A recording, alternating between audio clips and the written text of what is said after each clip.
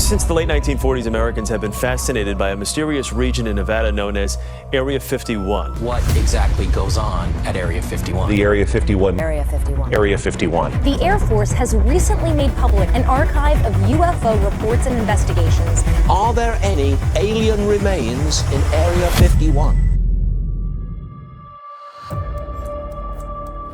1947 সালে ঘটে যায় এক রহস্যময় ঘটনা, রসওয়েল ইনসিডেন্ট।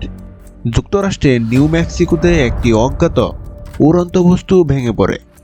সরকার বলে ওটা ছিল আবহাওয়া পর্যবেক্ষণের বেলুন, কিন্তু অনেকে বিশ্বাস করে ওটা ছিল ইউএফও। আর সেখান থেকে উদ্ধার করা এলিয়েনদের নিয়ে যাওয়া হয় এরিয়া 51-এ।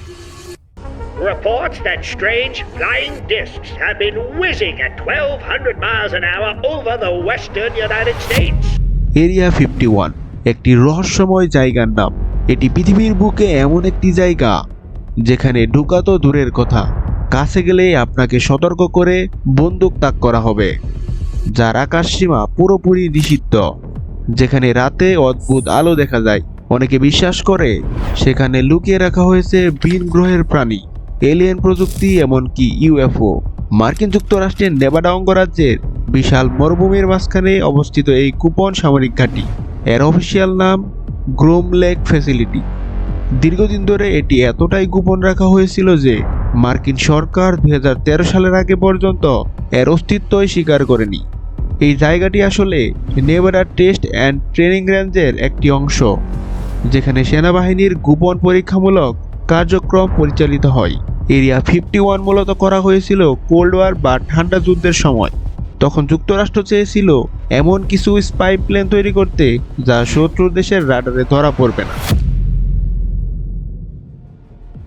এরিয়া 51-এ তৈরি ও পরীক্ষা করা হয় লকহেড U-2, যা উচ্চ উচ্চতায় উঠতে সক্ষম গুপ্তচর ভিত্তিক বিমান। SR-71 ব্ল্যাকবার্ড বিশ্বের দ্রুততম বিমানগুলোর একটি। F-117 নাইটহক স্টেলথ প্রযুক্তির প্রথম যুদ্ধ বিমান। এইসব প্রযুক্তি এতটাই গোপন ছিল যে এগুলো আড়াল করতেই পুরো এরিয়াটিকে রহস্যময় করে রাখা হয়। 1989 সালে বব লেজার নামে এক ব্যক্তি দাবি করেন তিনি এরিয়া 51-এর কাছে একটি সেক্টরে কাজ করতেন যেখানে এলিয়েনদের প্রযুক্তি নিয়ে গবেষণা চলছিল। তিনি বলেন সেখানে 9টি ইউএফও রাখা ছিল, সেগুলো অ্যান্টি গ্র্যাভিটি প্রযুক্তিতে চলে, আর সরকার এসব তথ্য লুকিয়ে রাখছে। তার এই বক্তব্য বিশ্বজুড়ে আলোড়ন সৃষ্টি করে এবং এরিয়া 51-এর রহস্যকে আরও জনপ্রিয় করে তোলে। এরিয়া 51-এর নিরাপত্তা ব্যবস্থা পৃথিবীর সবচেয়ে কঠোরগুলোর একটি। চারপাশে নো ট্রেসপাসিং সাইনবোর্ড, সশস্ত্র গার্ড যাদের ক্যামো ডুডেস বলা হয়, মাটির নিচে সেন্সর, দূর থেকে নজরদারি ক্যামেরা, অজ্ঞাত সাদা রঙের জিপ, পেট্রোল ভেহিকলস। আপনি যদি সীমা অতিক্রম করেন প্রথমে সতর্ক করা হবে, তারপর জরিমানা, এমনকি গ্রেপ্তারও হতে পারে।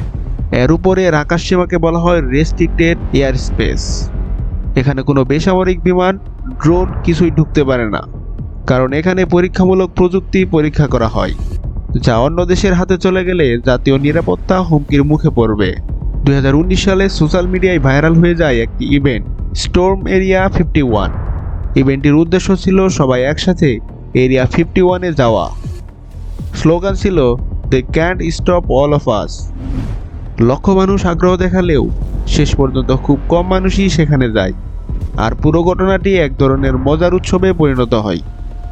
বিশেষজ্ঞদের মতে এরিয়া 51-এ এলিয়েনদের থাকার কোনো প্রমাণ এখনো পাওয়া যায়নি, কিন্তু গোপন সামরিক প্রযুক্তি, স্টেলথ বিমান এবং পরীক্ষামূলক অস্ত্র এসব অবশ্যই এখানে তৈরি ও পরীক্ষা করা হয়। তাহলে সত্যটা কি? এলিয়েন নাকি শুধুই গোপন প্রযুক্তি? হয়তো দুটোরই কিছু অংশ সত্য আর কিছু অংশ শুধুই মানুষের কল্পনা। তবে একটা বিষয় নিশ্চিত, এরিয়া 51 এখনো পৃথিবীর সবচেয়ে রহস্যময় জায়গাগুলোর একটি, যার ভেতরের গল্প এখনো পুরো পৃথিবীর কাছে অজানা।